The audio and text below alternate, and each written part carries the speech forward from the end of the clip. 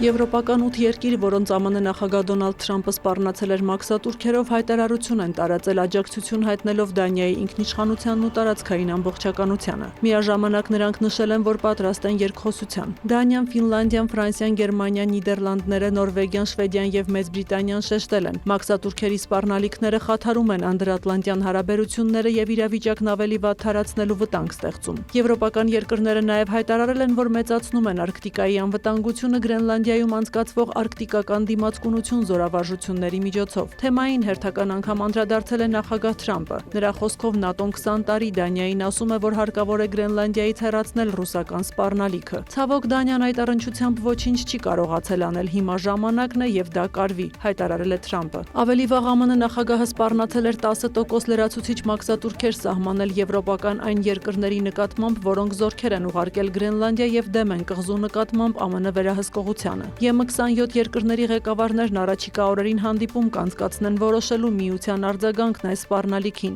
Ըստ Պոլիտիկոյի հունվարի 18-ին Եվրամիության դեսպանները Բրյուսելում հանդիպմանը դիտարկել են Միացյալ Նահանգների նկատմամբ 93 միլիարդ եվրոյի մաքսատուրքերի սահմանումը, եթե Վաշինգտոնի հետ սպասվող բանակցություններն արդյունք չտան։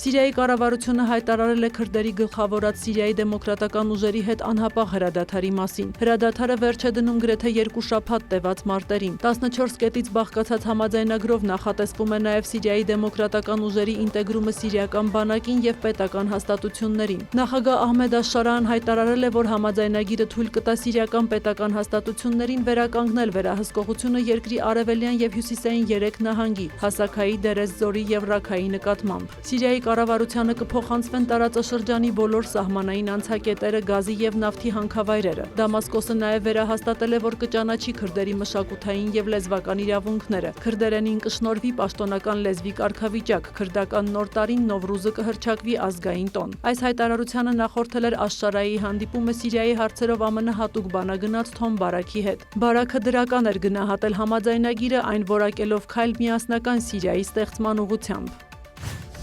Իրանի նախագահ Մասուդ Փեզեշքյանը նախազգուշացրել է, որ երկրի գերագույն առաջնորդ Ալի Խամենեիի վրա ցանկացած հարձակում կդիտարկվի որպես պատերազմի հայտարարում իրանցի ժողովրդին։ Նա նաև հայտարարել է, որ Վաշինգտոնի եւ նրա դաշնակիցների պատժամիջոցների պատճառով է երկրում տնտեսական ծանր իրավիճակ ստեղծվել։ Ավելի վաղ ԱՄՆ նախագահ Դոնալդ Թրամփը Պոլիտիկոյին հայտնել էր, որ ժամանակն է Իրանում նոր ղեկավարություն փնտրել։ Միևնույն ժամանակ երկրում իրավիճակը հանդարտվել է 2 շաբաթից ավելի տևած հակակառավարական ցույցերի ընթացքում ըստ իրավապաշտպան խմբերի զոհվել է 3000 մարդ։ Reuters-ի տվյալով զոհերի թիվը գերազանցում է 5000-ը։ Իրանի գերագույն առաջնորդը եւս ավելի վաղ հայտարարել էր, որ ցույցերի ժամանակ հազարավոր մարդիկ են զոհվել։ Զոհերի պաշտոնական թիվն առայժմ չի նշվել։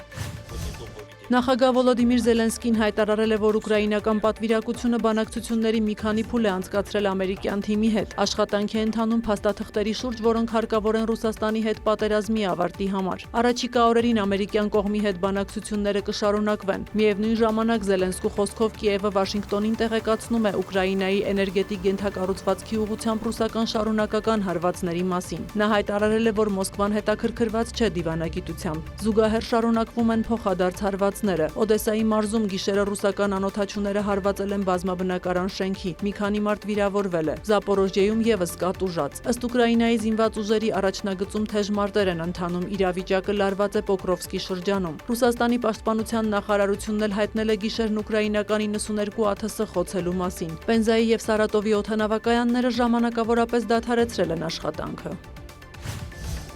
Իսպանիայի հարավում արագընթաց գնացքը դուրս է եկել գծերից եւ բախվել հանդիպակաց մեկ այլ գնացքի, որը նույնպես դուրս է եկել գծերից։ Վթարի հետևանքով զոհվել է առնվազն 39 մարդ։ Շուրջ 170 մարդ վիրավորվել է, որոնցից 75-ը հոսպիտալացվել են։ Դեպքը տեղի է ունեցել հունվարի 18-ի ուշ երեկոյան Ադամուս քաղաքի մոտակայքում։ Երկու գնացքում եղել է շուրջ 400 ուղևոր։ Վթարի պատճառը դեռևս հայտնի չէ։ Իսպանիայի տրանսպորտի նախարարի խոսքով շատ տարօրինակ է, որ գնացքը գծերից դուրս է եկել երկաթգծի ուղիղ հատվածում, որի վերանորոգման համար մայիսին հատկացվել էր 700 միլիոն եվրո։ Ըստ նախարարի նոր էր նաև գնացքը։ Վարչապետ Պեդրո Սանչեսը հետաձգել է այսօր նախատեսված բոլոր միջոցառումները։